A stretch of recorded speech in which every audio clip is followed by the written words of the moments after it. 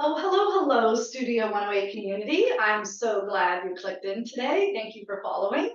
I'm here with my friend and my teacher and my sister of light, Purandev Kaur. We are talking about all kinds of things divine. Purandev is an art therapist. She is a channel. She is a facilitator of Sophia circles. She does Akashic reading records readings, channeling Reiki, just a unique culmination of skills and talents that have embodied themselves in this beautiful being. And she's sitting here with me today, so I'm delighted. Welcome, welcome. Thanks, Tracy. You're so sweet. So happy to be here.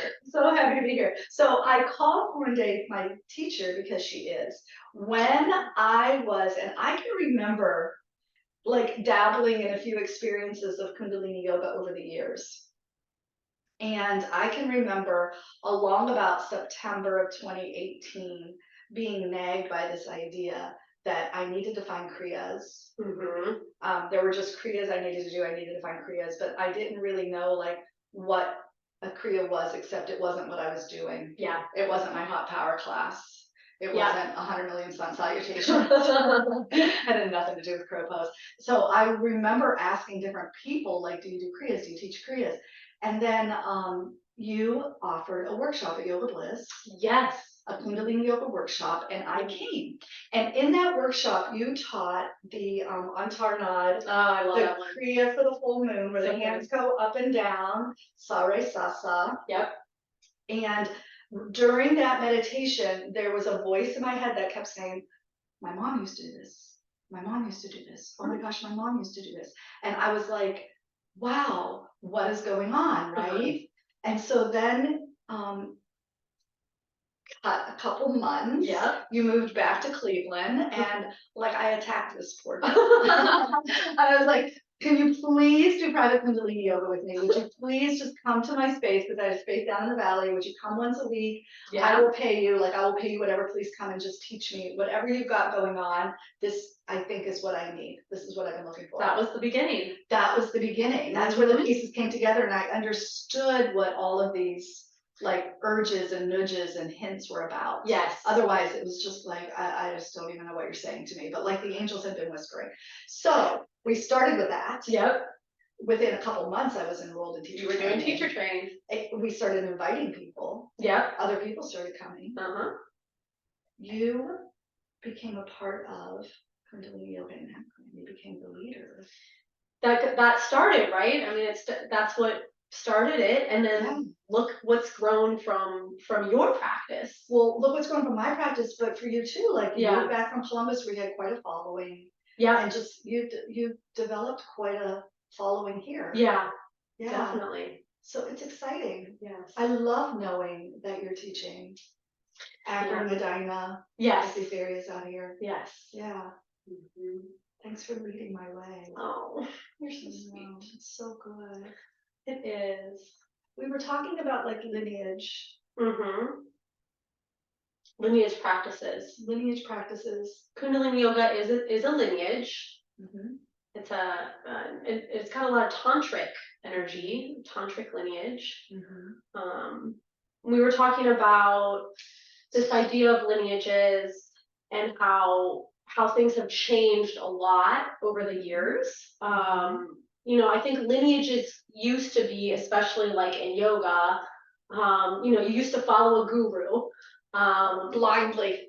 Yeah. Like 100%. Yeah. Anything they said, you just followed. You just did what they said. And it was a very coveted thing to like study with a guru or a master teacher in that way. You had to be accepted. Yeah. You had to often do things, it wasn't easy to like, you might call it early hazing. Yeah.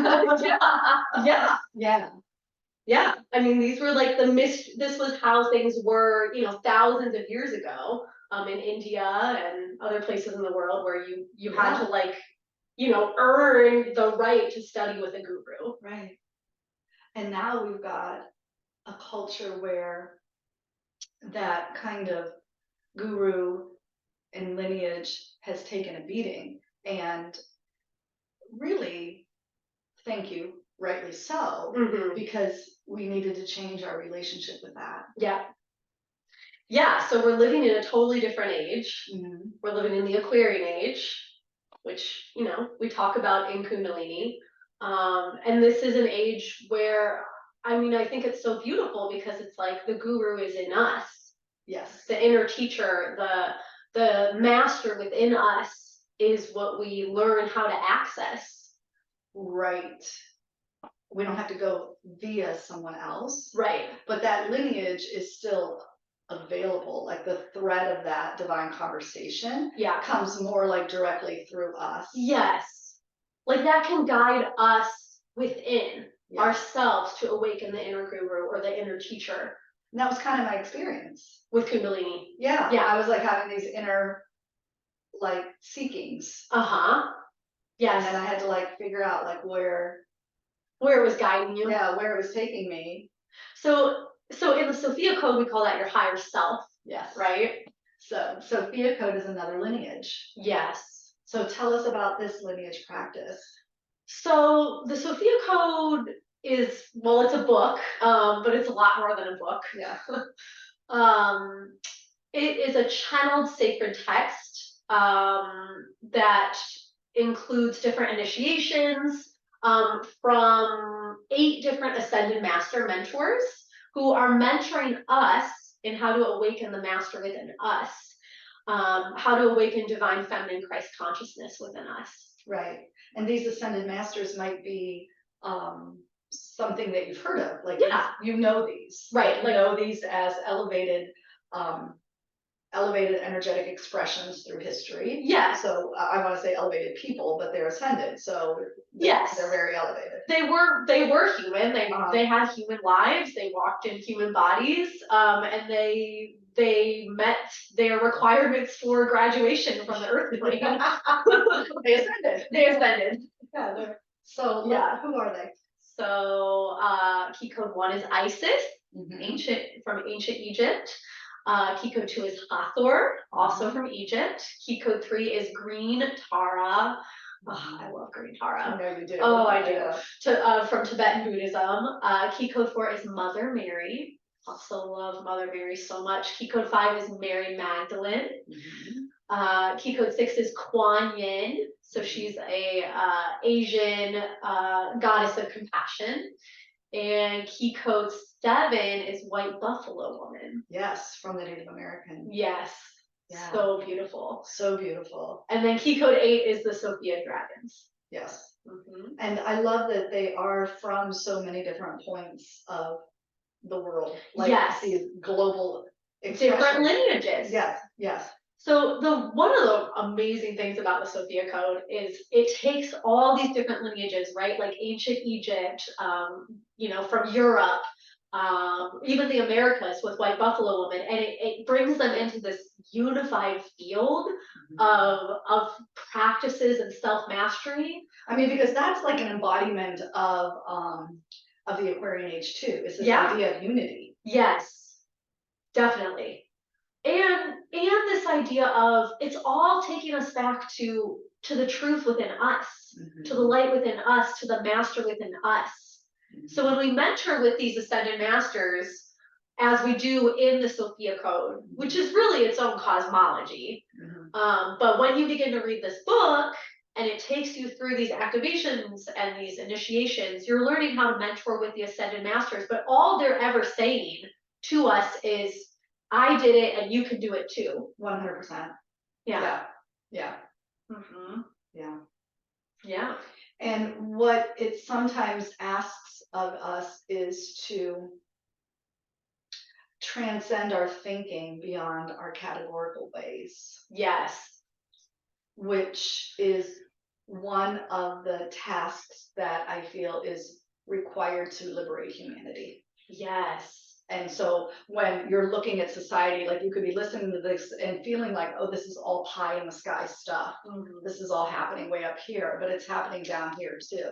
Right. And so what we have going on in our 3-dimensional society, day-to-day life, is so much division, so much categorical judgment, like all of this. And we have streams of thought, Uh-huh. streams of energy coming through us that are saying unity. Yes. Yeah. And there's our personal experience that we're all personally walking our own journey of ascension or our journey of Yes. growth. And then there's our collective journey, the journey 100%. that all of humanity is taking. But the two are completely connected. It's a hologram. Yeah. The micro and the macro. Right. Yeah. What did I want to ask you? Would you take us? Oh, before we go there, I want to talk about the modern day because this is where it's pointing. It's pointing to this idea that you mentioned earlier today before we started, was the modern day mystical school is everyday life. Right. So how do you build that bridge for people? So I love that idea because, like we were talking about in the beginning, you know, years ago you would have to like do a bunch of crazy, you know, initiation tasks to prove yourself worthy to study with a guru. And there's nothing. And you'd also leave your everyday life to go make that. Yes. You'd be like in an ashram. Or, yeah. Like you'd be in some sort of a renunciate sort of situation. Right. You know, maybe living in a cave somewhere. I don't know exactly where you'd be. I love creepy. But the point is that now we're living in a different age. We're living in the Aquarian age, and the times are different. And so how we find our true self mastery in this lifetime, in these times, is through the modern mystery school of our daily life, unfolding one day, one breath, one step at a time. So it's not about escaping or going off to a cave, although sometimes I do want to go off to a cave. 100%.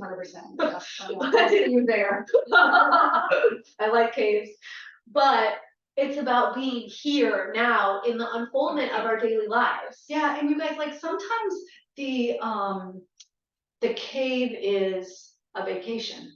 We have to get out of town. We have to go on vacation. Like sometimes the cave is shopping. Gotta go to the mall and get like whatever. Sometimes the cave is eating. Gotta like, you know what I mean? Like the cave is representative here of just anything where we're just trying to squirm out of and escape our mystery school task.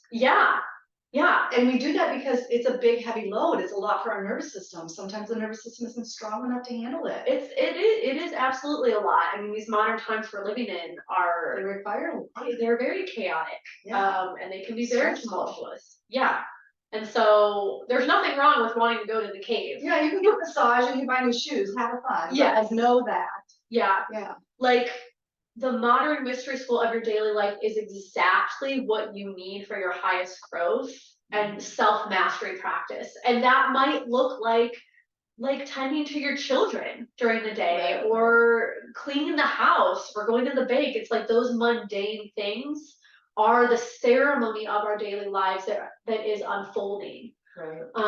And so that's something I love about this cosmology of the Sophia Code. It's like these ascended masters mentor with us in our daily lives, and our daily lives become this sanctuary, this ceremony, this act of reverence, evolving.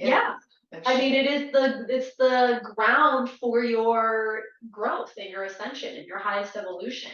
And I think a lot of times, you know, myself included, we can think, oh, you know, I should be like off meditating in an ashram, or I think I should be so very patient all the time.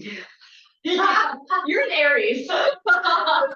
Patient. It's like, you know, like I'm like almost like a little, like I hold a higher standard that's not realistic. Whereas it's like, no, I'm in my mystery school. This is what I'm working on. I'm working on how I can be patient when I don't feel patient. Like what are the tools? I'm gonna like step to the left for just one moment, but this fourth sutra for the Aquarian age that we're working with in Kundalini Yoga is understand through compassion or you'll misunderstand the times. And I've been thinking about it as in how the times are really crazy and we think, oh, these crazy times, they're wrong. But like these crazy times are presented to us very intentionally. Right? And so we misunderstand these crazy times by thinking they're bad, they're wrong, they're something we need to quote fix. there's something that we want to get out of, where there's something that needs to stop, and they will if we interact with them and transmute them. Because to understand the times is to appreciate that we're here to live through this chaos because we're transmuting it. Right. And that the compassion, one compassionate step at a time, like you said, one compassionate moment at a time. Yeah. Like those are our stepping stones across this really dicey period of time, this landmine of lies, this landmine of hostility, this landmine of illusion, this landmine of deception, this landmine of like all of the things that we're seeing happen.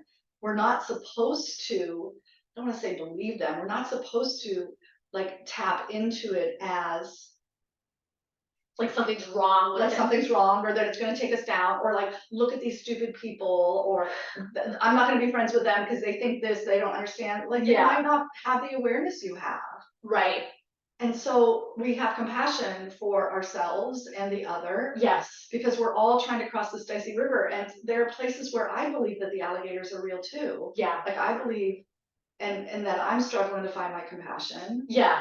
So like I think that that's like the mystery school of everyday life. I love that example, Tracy. I love that you brought that up. I think it's so applicable, so relevant. It's something that we all feel every day in one way or another. I mean, there's not a day goes by that there isn't something that makes me say, look at these stupid people.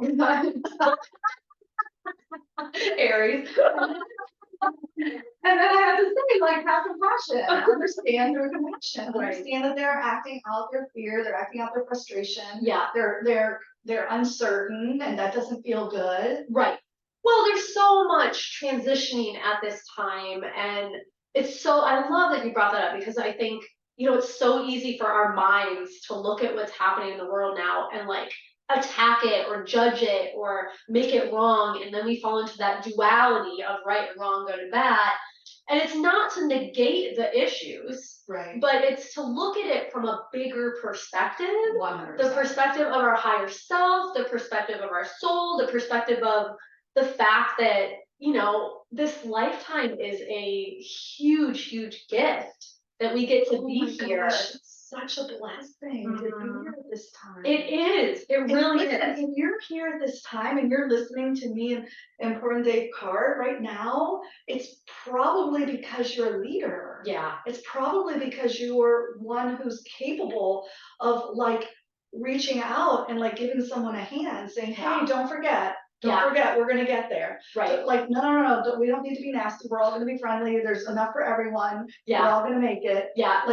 Like that's leadership. Right. And in the everyday mystery school. Exactly. Even in the, you know, the craziness, the chaos of what's happening in our world right now. Right. And it's like just remembering even that from a higher perspective is perfect. It's 100%. All unfolding as it needs to. Yeah. I think, our minds can get tricked and fall into the illusion that something's wrong. But when we take that higher perspective, it's really clear that this is just all what needs to unfold for. And actually, we're safe. Yes.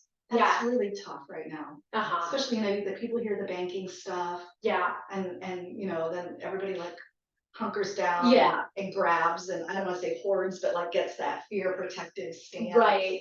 And actually, we're safe. And so prosperity is flowing in this current moment. Yeah.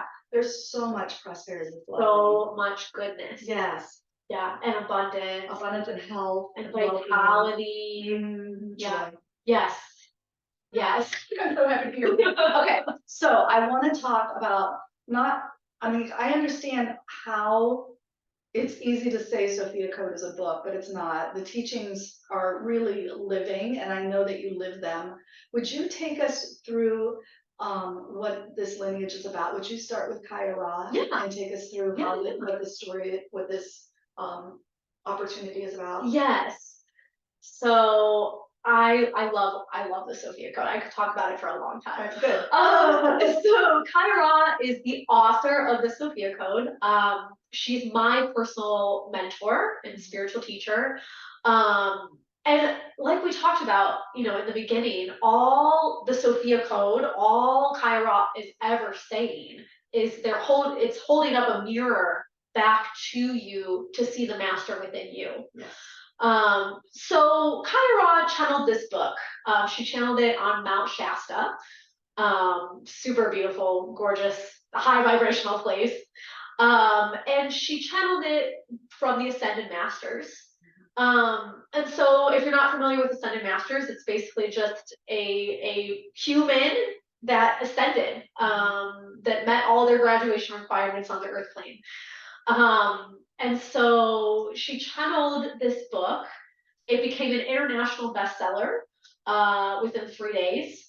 And she speaks better channeling the book, you guys. So even if you think, oh, I'm not going to read this book, I'm just going to reach out to Emily and have an experience about this, it's worth reading the book just to hear her experience. Really powerful. Yes. You're talking about Kyra's experience. Kyra's experience. Yes. Yeah. Yes. It's really incredible. It's really a miracle. Yeah.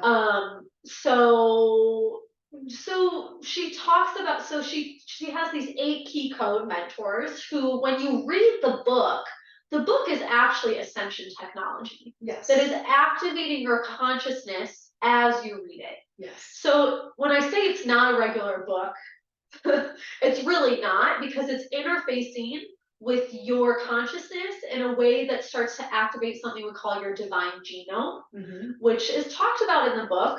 You can kind of think about it as this motherboard for it's the operating system of your higher self-consciousness. It's a little bit like, to oversimplify it for everyone, it's a little bit like once you know something, you can't unknow it. Yeah. So when you read the book and you open yourself to a piece of information, then your psyche is like, oh, and then you can't unknow it. Now, if you read the book and it's not like safe or welcome for you, your psyche will block it. Totally. And that's fine. Like if you feel like, oh no, it's not safe for me in some way, like if there's some sort of a I don't know, an attachment or an aversion. Or if you don't feel ready, right? Like you might not be the time. 100%. And that's perfectly fine. And that's perfectly fine. So Yeah. you don't have to worry about, like, there's no risk to reading the book. No. It's not mind control. It's not AI. No, definitely not. Definitely. It's the opposite of that. 100%. Because what it's doing is, and it's so beautiful that we're talking about this, because I think it so relates to everything else we were talking about.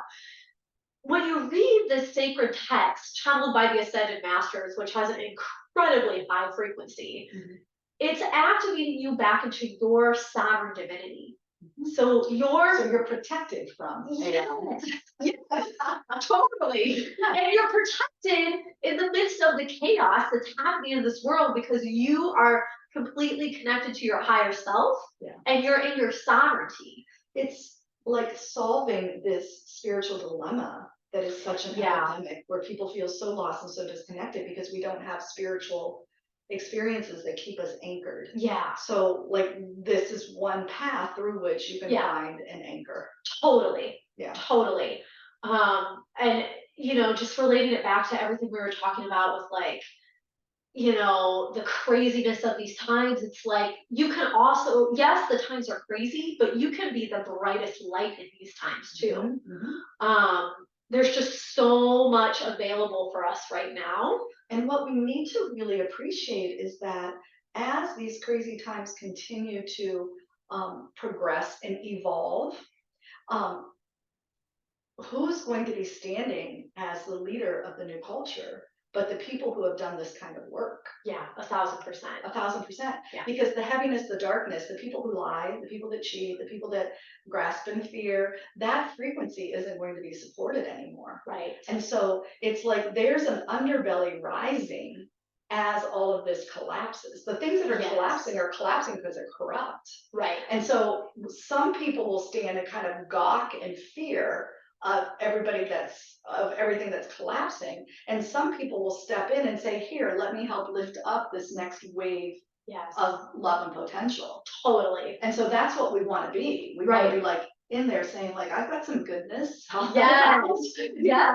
And you need to feel like your highest self is well aligned and you're protected and you're safe. Then you can do that. You don't get captured in the collapse. 1,000%. In the Sophia Code, they call that being an embodied way shower. Yeah. Someone who shows the way, right? Not in like that old guru sort of way, 100%. right? Like follow me and do what I say. This kind of thing. No, it's like being an authentic embodied way shower of divine feminine Christ consciousness means taking accountability for your healing, Yeah. for really being in your sovereignty and walking the way. We call that walking the way. So walking the way of your higher self, walking the way of your self-mastery. 100%. And that's going to look different for every person. Understanding and compassion. Right. Just living it day to day in your everyday mystical school. Exactly. Of everyday life. Yes. Wow. Such a beautiful opportunity. It is. It is. And it's one of the reasons, like I have such a welcome here for people. And I know that some people like sign up for a class and then don't show. Some people come in late. Some people cancel their membership in the summer or in the fall, like whatever. Like, it's like, those aren't the important things. Like, just practice and come when you can practice and come, because your everyday life is your practice. That's right. And so there's like no grudginess around. Yeah. Like, you're not bad when you don't make it into practice. Right. And good if you make it into practice. Right. It's like, pay attention. Every moment of your life is practice. Exactly. And if you pay attention, then you'll appreciate how much the practices that we're doing here support you in that everyday life, but there's no guilt. Right. There's no shame. And there's no right or wrong. There's no right right or wrong. Yeah. Yeah. Everybody's getting an A if like in your space with yourself. Right. Right. I love that example. It's the same thing we learn in yoga. Right. It's like, you know, what we're doing on our yoga mat is fuel for our daily life. It's like, and then our daily life becomes the practice. It becomes the meditation. 100%. Yeah. We just need a little skill development to help us. Okay. I love this. Messages for humanity, anything that you feel like, what would be helpful for people? Like, from the perspective of your own relationship with these ascended masters. Is there something that they say to you often that you can share to us? Well, it really depends on who I'm working with at the time. Yeah. Yeah. Right now, I'm really feeling Green Tara. Green Tara. So, yeah. Do we want to do a little meditation? Would you like to? Yeah, we can do that. Okay. Just like a brief one. All right. Yeah. I'm with you. Okay. So, why don't we just take a moment? If you want to, you can close your eyes. You don't have to. Okay. Get comfy. We'll bring Green Tara in. I think she's the one that wants to come. And so let's just start by closing the eyes, and you're welcome to do this at home, just finding a comfy seat. And then just taking a moment to take a full breath in, really fill up the belly with the breath. And then exhale, just sigh it out through your mouth. And feel something roll down your shoulders, down your spine. Let's do that again. Deep breath in, fill up. And exhale, clear it out. And let's do one more. Inhale. And exhale, release. And then just take a moment to invite Green Tara into the space with you. And if you've never worked with Green Tara before, that is totally okay. She is a beautiful bodhisattva. She's an Eastern goddess of compassion. And I feel like we're coming into the space, and she's in her green emanation today, which is representing vitality and creativity and abundance. She's often referred to as a goddess of abundance. And so she's right in front of you, and she is smiling at you, this beautiful smile from ear to ear. And she's saying that she wants to give you a blessing of abundance and prosperity to really thrive in these times, regardless of all external circumstances. And so the great thing about the Ascended Masters is they always respect your sovereignty. And so if you'd like to receive this blessing from Green Tara, you can just say silently or aloud, yes. And Green Tara is reaching out with her finger to lightly touch your heart chakra, your Anahata chakra. And as soon as she does, just see, sense, or feel this beautiful green light, this emerald ray of prosperity and abundance begin to flower open right within your heart chakra. And just see, sense, or feel as this green light begins to spread to every cell, every part of your body. And just keep breathing long, slow, and deep, and just allow this warm, green, cleansing light to fill up your entire body, your entire auric field, and beyond. And Green Tara is reaching out to touch your third eye and your heart. And she is saying that she wants you to know that you are blessed to thrive in these times, that you are blessed to be a leader, a way shower, an embodied way shower, that you are blessed to be prosperous in all ways, in all aspects of your life, regardless of what's happening around you. She's saying it is safe for you to create your heaven on earth reality. It is safe for you to receive your heaven on earth reality beyond your wildest dreams. And this is something that she talks about in her chapter of the Sophia Code. And so just take a few more long, slow, deep breaths. Just feel this green light within you.